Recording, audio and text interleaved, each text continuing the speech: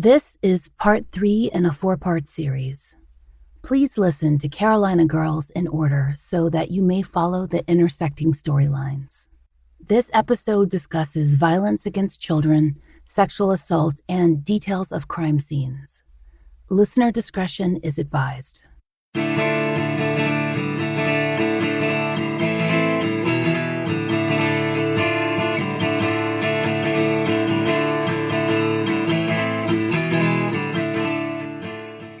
This is The Fall Line.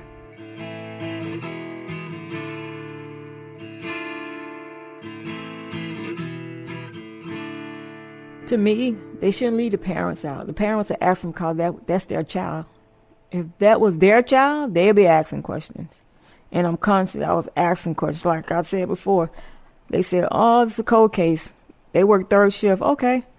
So I set my phone and go off at 1:30. For a whole month, I called them. And I never got a response, and I want to know why. I said, y'all don't care. I said, it's not a drug case. And we already solved it. And I kept leaving messages after message, and I never got a response from them. So I feel like they just pushed it to the side, all because of the neighborhood. Like I said, everybody live in bad neighborhoods, not bad. In the Carolinas, there are so many cases that are almost closed, where a suspect is known, rumored, even prosecuted, but where an element prevents the full resolution for a family and for a victim. There's the case of Shakeima Cabbagestalk up in Dillon, South Carolina. Shakeima was just 10 in 1993 and living with her mother and stepfather. According to court records, Shakeima had recently accused her stepfather, Sam Harmon, of molesting her. The story actually has echoes of that of Monica Bennett, who we covered in season 2 of The Fall Line, one half of a pair of siblings who disappeared after her stepfather's alleged sexual assault came to light. Though Shakeima's story was reported to social services, charges weren't pursued. Per ABC News 15, quote, that investigation found no wrongdoing on Harmon's part, and he was never charged. Another news story from ABC 15 described Shakeima's reports as, quote, inconsistent. That investigation came a year before her disappearance, in July of 1993. ABC 15 reports that Sam Harmon, her stepfather, was the last person to see her. Just like Monica Bennett, Shakeima Cabbagestalk was with her brother and stepfather on the day she disappeared. Per WMBF, quote, according to reports, the 10-year-old and her brother went with Harmon to Turning Point grocery store in the neighborhood where they lived. Police say witnesses said that Cabbagestalk was last seen leaving with Harmon, while Harmon says he left both her and her brother at the store. Police say Cabbagestalk's mother reported her missing the next day, end quote. Though there were extensive searches, Shakeima was never found. We found no further reporting concerning her brother. In general, there's little available on Shakeima, even from the time when her stepfather was charged with kidnapping, sexual assault, and murder in 2005, after SLED and local law enforcement reinvestigated the case. Sam Harmon went to trial, but was acquitted of murder and sexual assault. He did receive a 12-year sentence for kidnapping charges, but per the Greenville News, was given credit for the 3 years he served while awaiting trial. At the time of his kidnapping conviction, it was noted that he could qualify for parole in a year. And Shakeima, she hasn't come home. All these years later, after a trial, and she's still there, on the Charlie Project, on NamUs, on NCMEC, only her age progression renditions ever changing. According to ABC 15, her family believes that she's no longer living. They're sure she would have come home to them, to her brother and grandmother. Sam Harmon, he's maintained his innocence in her disappearance. And so the case sits, finished, but not resolved. There's case after case in the Carolinas, especially from the 1970s through the early 2000s, where there's almost a solution hovering in the near distance, begging the question, why hasn't this been closed? In many instances, the answer is as logical as it is frustrating. Law enforcement can't move until they have hard evidence. Suspicion isn't enough. Now, that's assuming that a case is thoroughly investigated and well, and by people who devote equal attention to all victims, no matter where they live or what race they are or what they do for work or their gender identity or their sexual orientation. In our focal case for this episode, the murder of NiShan Huff, there are a number of avenues, of leads, that might yet still be explored. Plenty of information that could be gathered to find the person or persons responsible for her death. She was killed on June 7th, 2006, just after graduating with honors from Francis Marion University, where she double majored in journalism and Spanish. NiShan spent her life as a high achiever, taking active roles in everything from ROTC and chess club to her sorority. She dabbled in radio, studied abroad, was a physical fitness enthusiast who took everything seriously. Her family describes her as charismatic, beautiful, confident, someone who planned on buying a home at the age of 23. In fact, she was about to put in an offer on a home that June when she was shot, on a weekday, in the middle of the afternoon, in her own apartment. You've probably never heard of NiShan Huff, who was called Shan by her family. We hadn't heard of her either, and we go looking for cases like hers. In 2020, it's fair to assume that our listeners understand that the media focuses on certain kinds of victims and glosses over others. That's not news. And listeners understand that it's common for a story to get buried when other news eclipses it. The story of a missing person or an unsolved murder, we all know that should make headlines. But it often doesn't, especially if the case involves someone who isn't young, beautiful, female, achieving, or who isn't what the media might term a good girl. But NiShan Huff was all of those things, and her story barely made a ripple outside of Greenville County, South Carolina. No one heard.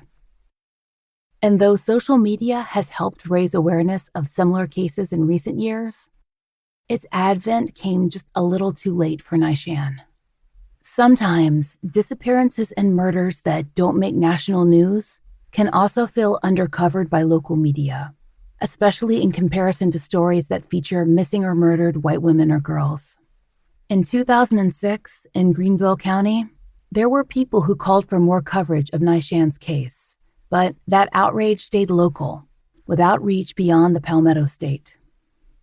In 2006, when NiShan died, there was a parallel story, one that NiShan's family can't help but think about. It's the case of Tiffany Sowers, who attended Clemson University. That's about a 40-minute drive from Greenville, where NiShan lived. Tiffany, like NiShan, was murdered in her own apartment. Tiffany, like NiShan, was a high achiever, gifted in a number of subjects, a member of a sorority, a good girl. According to a tribute page, she was also part of a close sibling group, just like NiShan. The Greenville News reported that, like in NiShan's case, there was no forced entry into Tiffany's apartment. NiShan's family and other locals felt that NiShan's comparative media coverage was lacking, that for similar crimes with similar victims, they should have seen NiShan's face as often as they saw Tiffany's. Tiffany's case is absolutely awful, heartbreaking, just like NiShan's. Her murderer, Jerry Buck Inman, is a convicted sex offender who spent nearly 2 decades in prison before raping and killing Tiffany. According to NBC News, he was sentenced to death in 2009. Court documents revealed that he'd been out of prison for approximately 9 months when he attacked Tiffany. DNA technology was a major factor in the case resolution. It's clear then and now that the Huff family, who are quoted in local news surrounding Tiffany's death, are glad that Tiffany's case got coverage because they believe that focus helped to solve her murder. They felt devastated for Tiffany's family and their loss. The Huff family still want the same attention and resolution for NiShan, but it hasn't come. Since 2006, they've held an annual candlelight vigil at the complex where she was murdered. That commitment is the reason that a few current news stories actually exist on NiShan's case.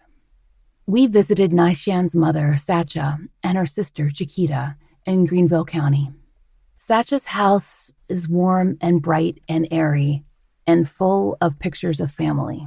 On one wall is a large canvas painting of Sacha and all of her surviving children, 2 daughters, Chiquita and India, and a son, Ramel, and India and Chiquita's spouses, and all the grandchildren.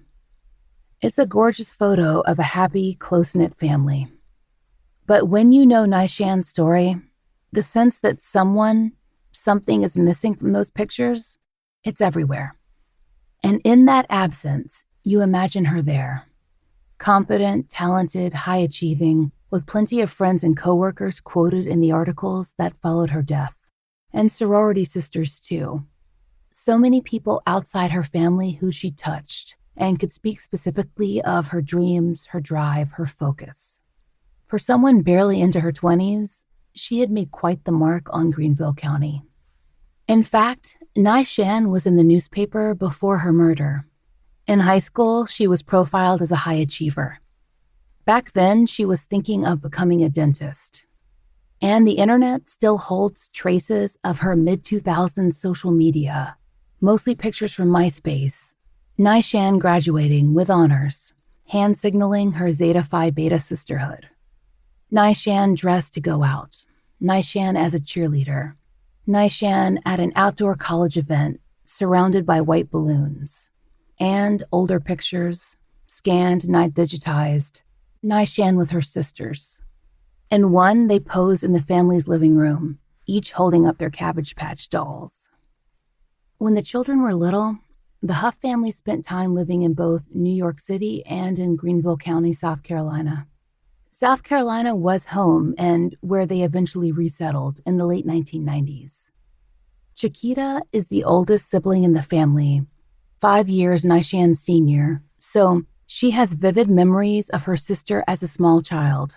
When we sat in her mother's breakfast nook in 2020, we spoke to them both about NiShan's early life.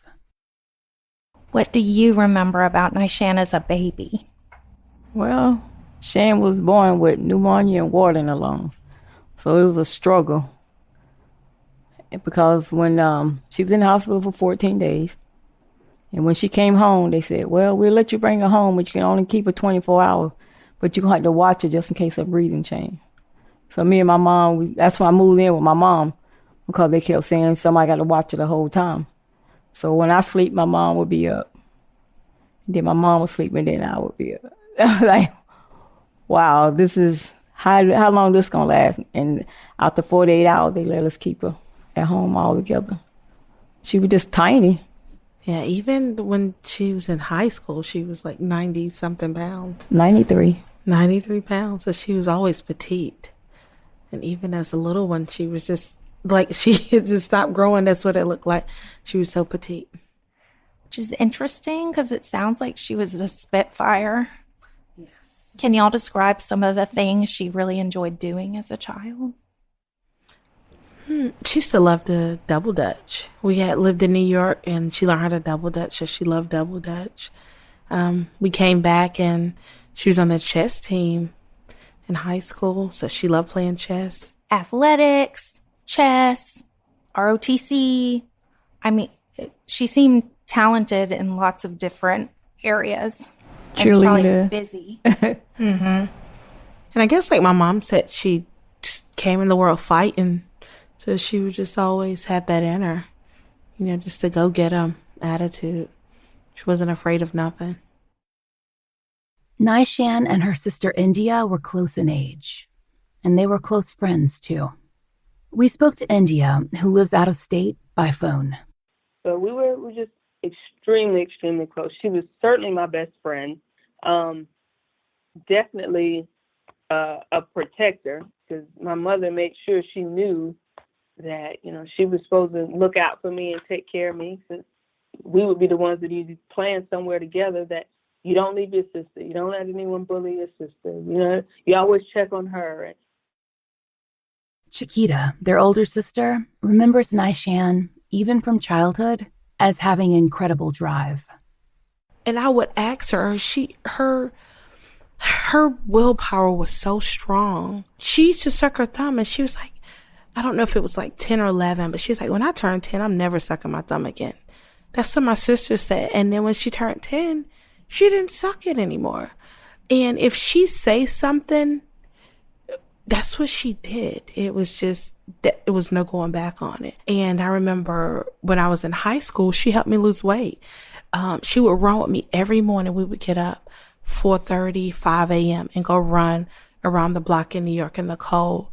And after I dropped my weight, and she's like, well, I don't need to go anymore. You got it. And I was like, well, how do you stop eating donuts and stuff? She said, in my mind, I think if I eat that, I'm going to wear it on my hip. So she could literally program her mind. She's very strong-willed.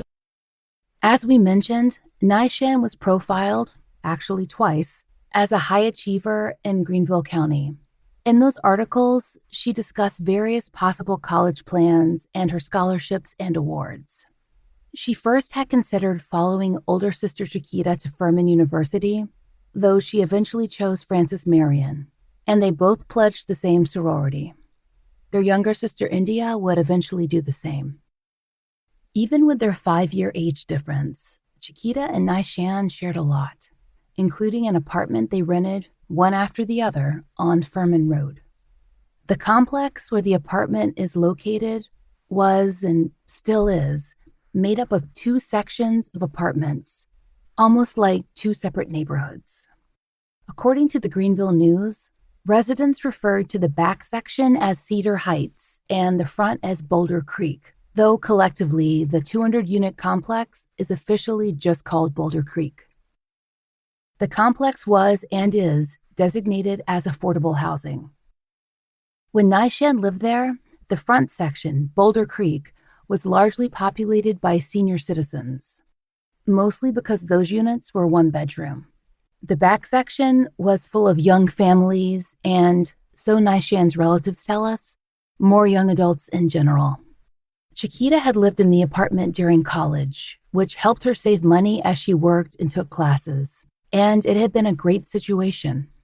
So it made sense for NiShan to move in after Shakeima moved out. The plan was for Sister India, who'd stayed there for a while when she was younger, to move in after NiShan. The 1-bedroom layout was perfect for them, and none of the sisters had problems. Not until 2006.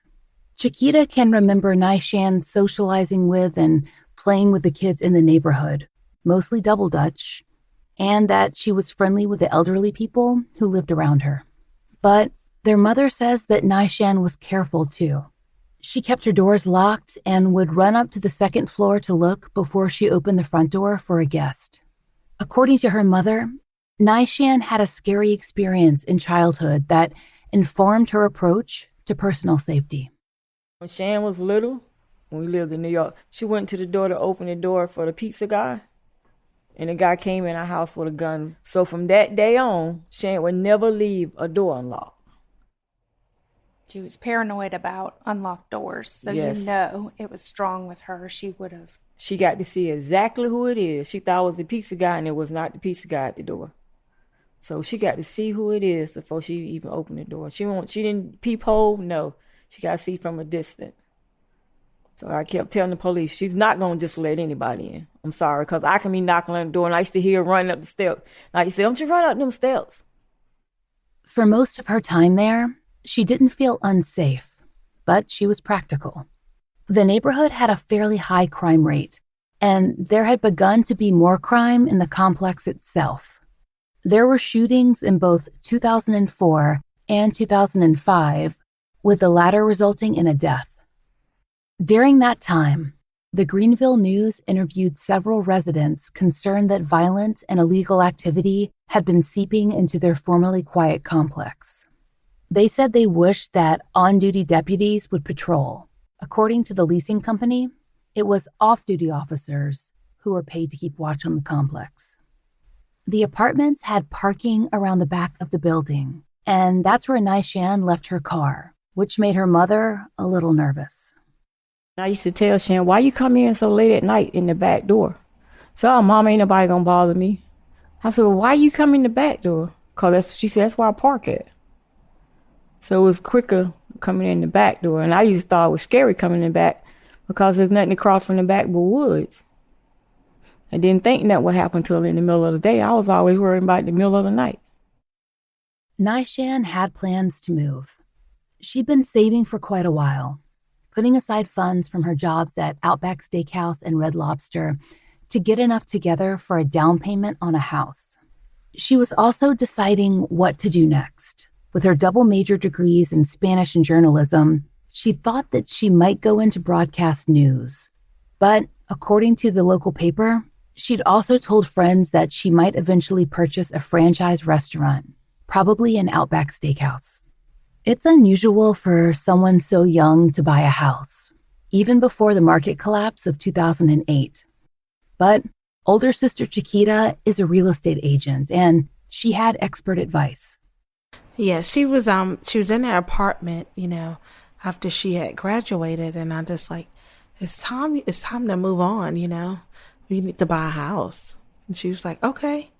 She was just excited about it, and we're in the process of looking. And the first deal that she had, it fell through, the financing fell through because it was too close to a pole. It was too close to a pole.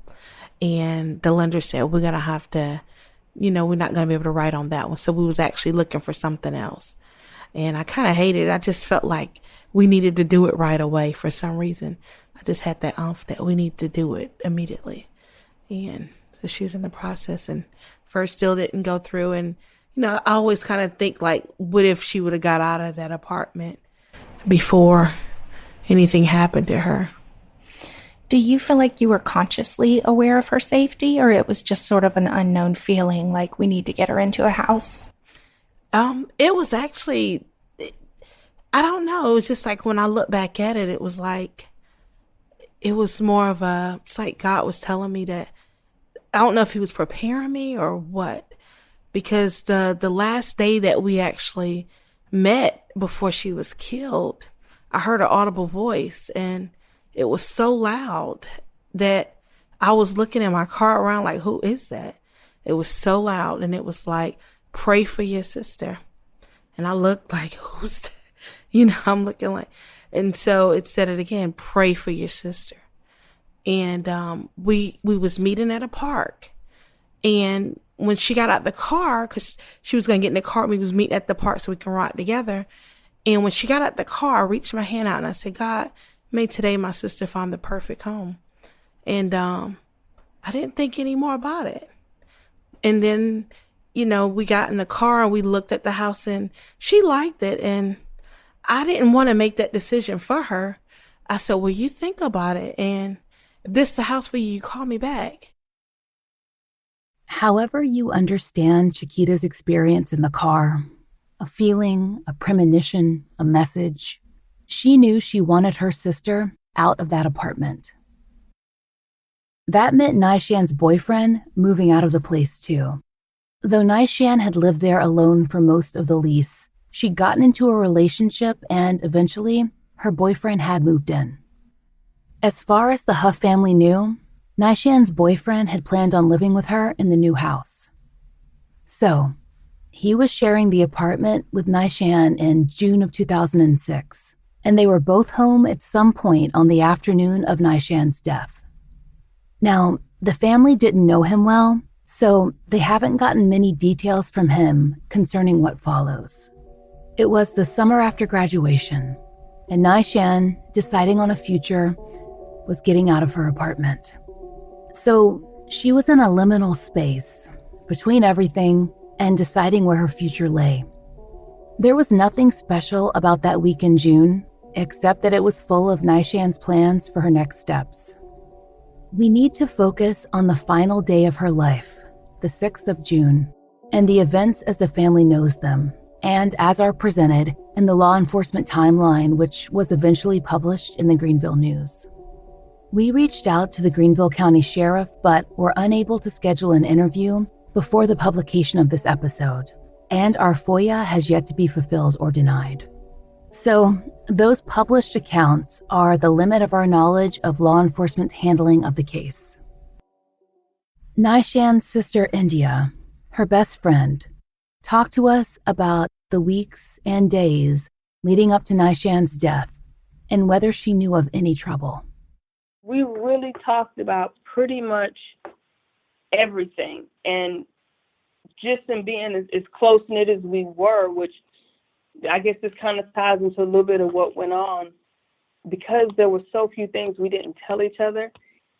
You know, some of the theories that came up just didn't sit well with me, because it's like she would tell me that. You know, I would have, you think that anyway, that I would have known that. We just kind of had this thing where even if you were doing something that you're trying something new or going to a new place, you'd be like, hey, I'm going to club such and such, or I met so-and-so, or, I mean, just, I don't know, just little stuff. We always told each other about, so it's hard to think that there was too much going on in her life that I didn't know about, because I know there was very little going on in my life that she didn't know about. And you were a teenager when Shan was living in the apartment. Did you spend much time hanging out there with her? So I was late teens and like early 20s, because I was 21 when she was killed. But yeah, I spent a lot of time over there too. I lived over there a couple of years with her and Keita. So I spent quite a bit of time out there. Not towards the end, because I was away in college, living in Columbia at the time. But yeah, we all spent a lot of time there. Do you remember in the days leading up to her murder anything that stands out in your memory? So I don't remember. There was nothing that stood out that would have, made me worry or be concerned. Our last conversation, Shan and I played phone tag the last couple of days before she died. And it was, hey, let me call you right back. Leaving a voicemail, hey, call me when you get this. It wasn't like an emergency, call me when you get this. We played phone tag the couple of days before she died. And next thing you know, I get a call, and I was a little remorseful after the fact, because I felt like, man, I should have prioritized those callbacks. But no, nothing stood out. None of the missed calls were like, I really need to talk to you, call me back. And none of mine were pressing either. It's just, we catch up when we talk every couple of days, and we just kind of were playing phone tag at that moment. It was nothing significant that I can think of. Back to 2006, a Tuesday in June. It was 83 degrees at the height of the afternoon. Bright, dry, easy to see what was going on outside from a window if one happened to be home. And on NiShan's side of the complex, plenty of people were. Remember, that's where the senior citizens were mostly gathered, in those one-bedroom units. We don't know exactly what NiShan was doing between 3 and 4 p.m., except that she was home, so not at work at Outback. The Greenville News reported that though NiShan's boyfriend had been home with her around 3 p.m. on June 6, he left for a short period of time. It was reported in the paper that he went to pick up his daughter from school and returned after about 20 minutes to the apartment. But NiShan's family remembers him picking up his daughter and then going on to the barbershop. This information was relayed to them later, afterward, when they say he told them about something strange that had happened. Chiquita, NiShan's sister, remembered that NiShan's boyfriend said he'd come home early from the barbershop because he thought that something might be wrong. I remember this here, that he came home, and he said it on the news too, that when he came home, she had called him. She called him. He got a call from her, and she didn't sound right. He was at the barbershop with his daughter. He had just left not too long ago, left the apartment, picked up his daughter. And then when he got the phone call, he rushed back to the apartment. remember he said that she sounded like something wasn't right. NiShan's family says that they haven't been told the precise details of that phone call that NiShan's boyfriend claimed to have received at the barbershop. They just know that he and his daughter arrived home soon after. It was reported by the family and the Greenville News that he arrived back at the apartment around 4 p.m. A spokesman quoted in a June 8th article, Lieutenant Shea, says it was about 4:15. Later, a published law enforcement timeline would put the discovery at 4:20 and the first call to 911 at 4:26. On that Tuesday afternoon, a quiet and bright day, NiShan Huff had been shot multiple times in her own kitchen at the back of her apartment unit near the back door. She was just 22 years old. The Greenville News coverage seems to imply, though we can't be sure that was the intention, that a neighbor was the first in the apartment and that the door was open when that neighbor arrived. The neighbor later indicated to reporters that she'd heard screaming, put on her shoes, and come over. But the family tells us it was actually NiShan's boyfriend and his daughter who were first at the scene, and that the screaming referenced in that article was likely that of the daughter who saw NiShan's body. There may have been a number of neighbors who came into the apartment before police arrived.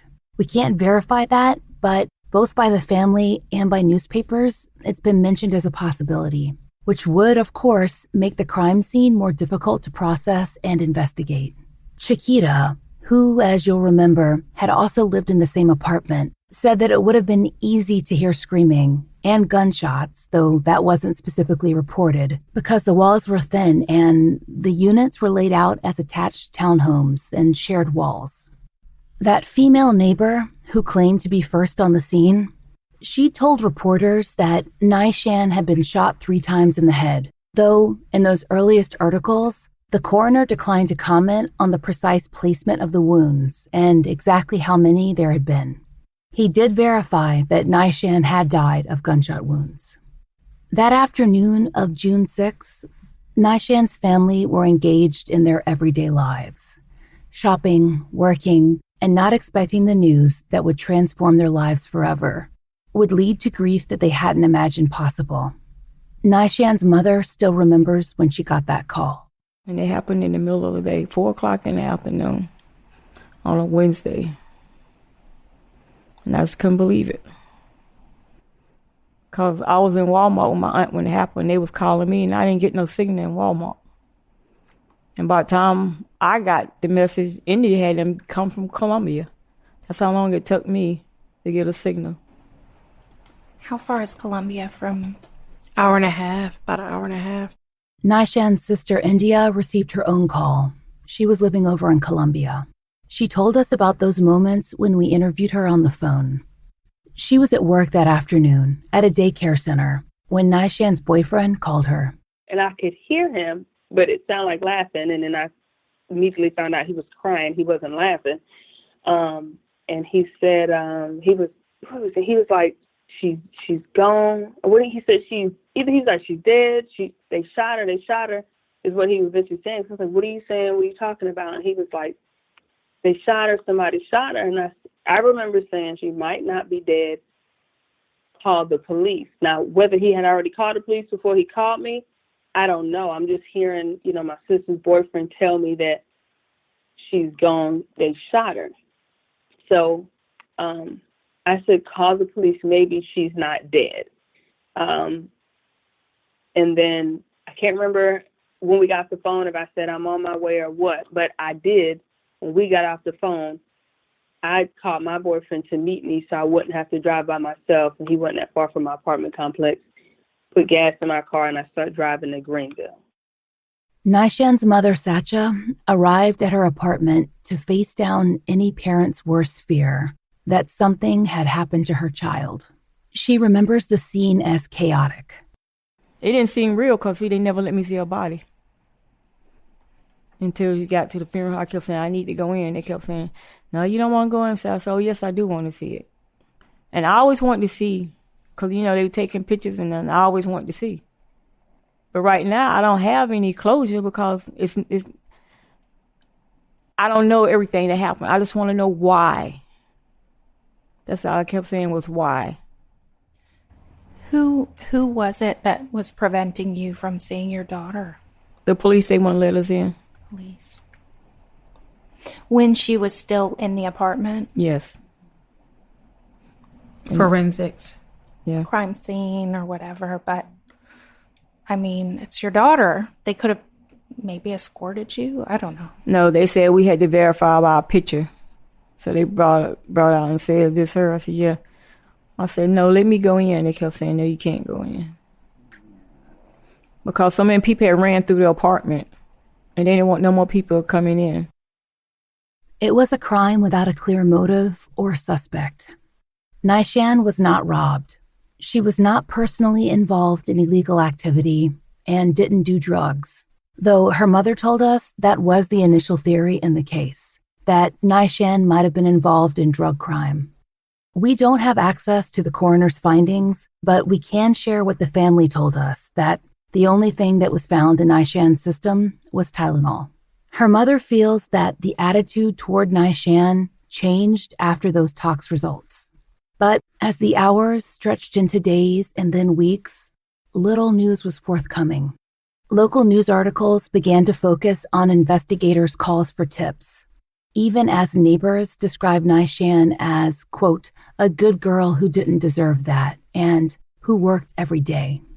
There was a tip line in place, and by mid-June, the Greenville News reported that local authorities had followed up on at least 20 leads. But that by mid-July, tips had reportedly, quote, slowed down. NiShan's family marked her birthday that July with a public plea for more information, for tips. The next local news article covering NiShan's murder came in March of 2007, 9 months after her death. In that Greenville News report, her sister Chiquita is quoted as feeling that the neighbors in the Boulder Creek complex had to know something, but that maybe they were afraid to come forward because of retribution or for fear of being seen as snitches. Quote, I want to let people know that it's okay to call in, she's quoted as saying. During that first summer, NiShan's family watched as movement came quickly in the Clemson case, the murder of Tiffany Sowers. And though they certainly wanted that for Tiffany's family, for her murder to be solved, they couldn't help but wish that NiShan's case was seeing the same kind of movement. They had so many questions. What was the motive? Was there DNA at the crime scene that could identify NiShan's killer or killers? Who were the suspects? NiShan's story had appeared regularly for a few weeks after her death, then less often, then rarely, and the family still didn't have any answers. According to reports from 2006 and 2007, the Huffs were feeling frustrated by the lack of regular communication regarding the investigation, and they worried that NiShan's case was not getting the public focus that it should have. The Huff family and other locals felt that if NiShan had been living in a different place, if she'd been white, then she'd be getting more attention. After all, she had everything that pushes a victim to the forefront: beauty, achievements, accolades, a strong support system. And in the years that followed, as we told you, the family's yearly vigils were largely the only times her name resurfaced. To this day, there have been no publicly named persons of interest or any developments that the family is aware of in her case.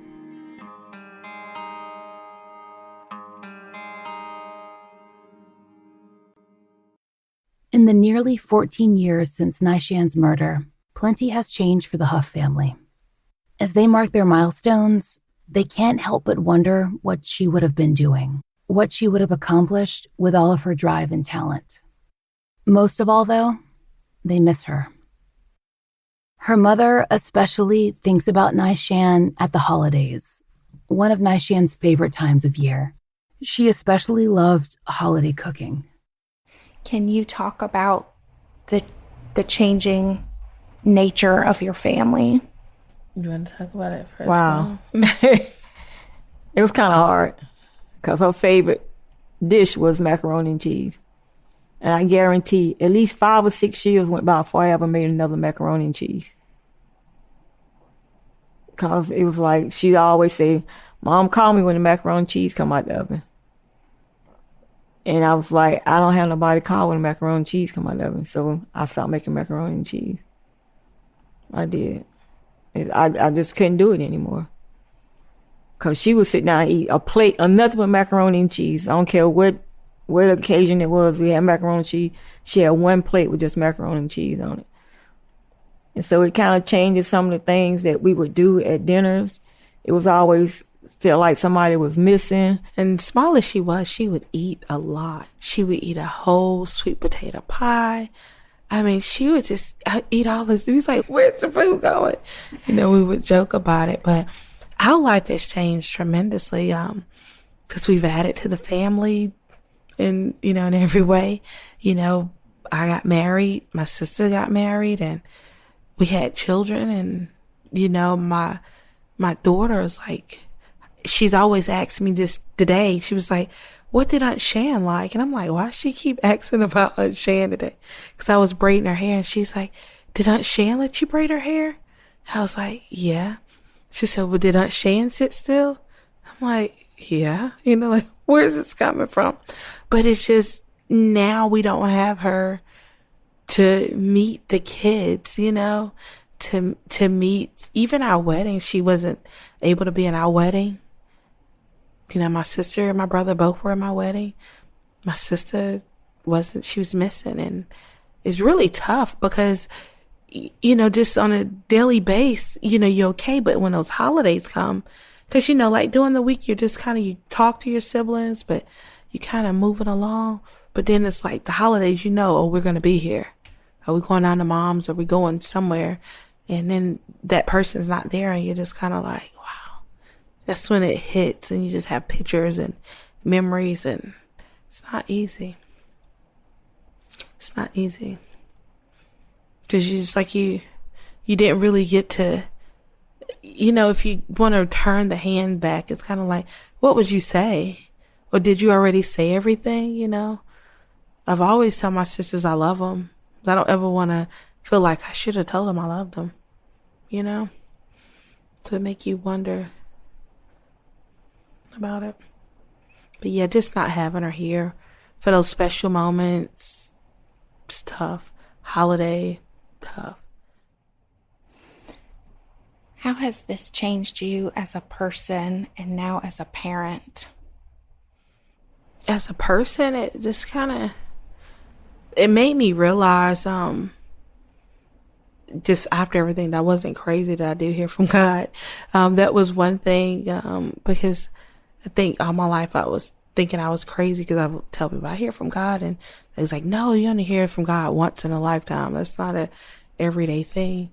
But it kind of brought me closer spiritually to God, you know, just knowing that I do hear his voice. And then as a person and a mom, it's just, I don't know. I think I would have been a great mom regardless. But, you know, just kind of made me cherish those moments, those special moments with my kids. Just kind of cherish those little moments with them. Did you find yourself changing as a mother in terms of protectiveness with your remaining children after NiShan's death? I got that kind of like that when India joined the military, and I was like, why she joined the military? I always lost one child. Last thing I need her to be in the military, you know. And when she would say she was going here, I used to always be on my phone or on the internet looking up different stuff, like what's going on in this place, what's going on here, why she going there, what's going to happen when she get there. I want to know the weather. And she was somewhere and she couldn't answer her phone, and I think I was blowing her phone up. So after that, when she goes somewhere, she don't tell me. I had to find out. We sitting down at the table at a gathering, and she talking about it. I said, why you didn't tell me? She said, Mom, because you just blow my phone up. Because I want to know what's going on. Now my son's in the military. He's in Utah. And I was like, God, he's so far away. If something happened to him, how I'm going to get to him? He's too far away. And it's like, wow. I said, well, Keita, she's still here in Greenville, so I can reach her. But the other two, I can't reach them. They're in the military. It's a lot of things changes. NiShan Huff's case can be solved. There were people at home in the complex when she was murdered. It's been 14 years. Perhaps those who were afraid to speak out in 2006 would feel more comfortable coming forward today. If you or anyone you know have any information concerning the June 2006 murder of NiShan Huff, please contact the Greenville County Sheriff at 864-271-5210. And if you have any information concerning the other cases mentioned in this episode, please call the following numbers.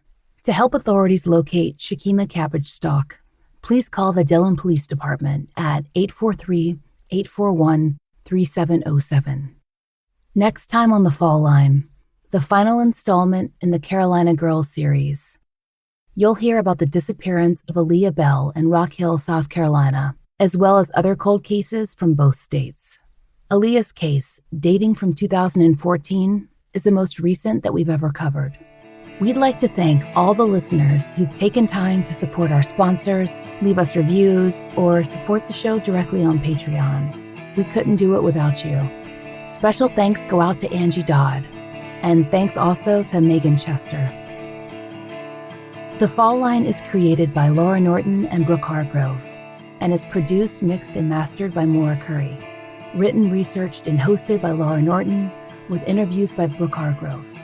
Our research assistants are Haley Gray, Kim Fritz, and Jess Watford. Content advisors are Brandy C. Williams and Liv Fallon. Theme music is by RJR. Find our merch in the Exactly Right Podswag store. A portion of our merch proceeds are donated to support the work of the DNA Doe Project.